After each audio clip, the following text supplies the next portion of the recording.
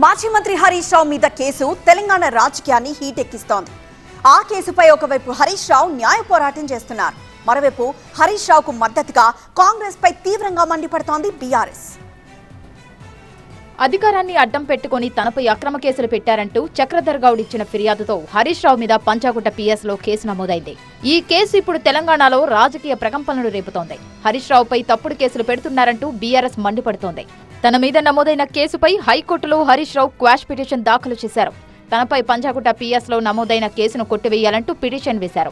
రాజకీయ కక్షతోనే కేసు నమోదు చేశారని, తనను అరెస్టు చేయకుండా పోలీసులకు ఆదేశాలు ఇవ్వాలని పిటిషన్లో పేర్కొన్నారు. ఇక ఈ కేసులో హరీష్ రావుకు బీఆర్ఎస్ అండగా నిలిచింది. హరీష్ రావు మీదే కాదు, రాష్ట్రంలోని తమ నాయకులందరి మీద కేసులు పెడుతున్నారని కేటీఆర్ ఆరోపించారు. 1,00,000 కేసులు పెట్టినా ప్రభుత్వంపై పోరాటం ఆగదన్నారు. హరీష్ రావు గారి మీద పెడతడమే కాదు, ఇవాళ రాష్ట్రంలోని మా నాయకత్వం మొత్తం మీద కేసులు పెట్టే ప్రయత్నం చేస్తున్నారు.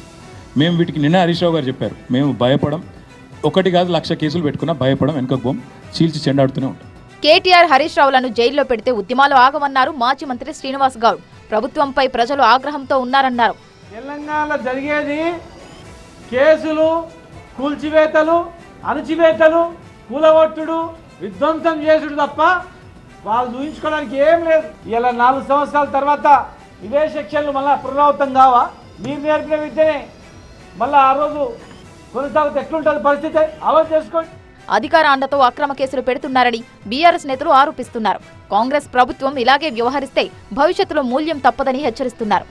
మళ్ళా చెప్తున్న సిపి గారు, నిన్న మీ కమిషనరేటే చక్రధర్ గౌడ్ గారితో కంప్లైంట్ ఇప్పిస్తే మా హరీష్ రావు గారి మీద మీరు కేసులు బుక్ చేస్తారు. ఇవాళ ఖచ్చితంగా మీరు కూడా మళ్ళీ ఈ కేసు అనేది బుక్ చేయాల్సిందే. చేయకపోతే ఊకునే ప్రసక్తే లేదు. ప్రభుత్వ తప్పులను విమర్శిస్తూ ప్రజల కోసం పోరాటం చేస్తున్న వారిపై అక్రమ కేసులు పెడుతున్నారని బీఆర్ఎస్ ఆరోపిస్తోంది. 1,00,000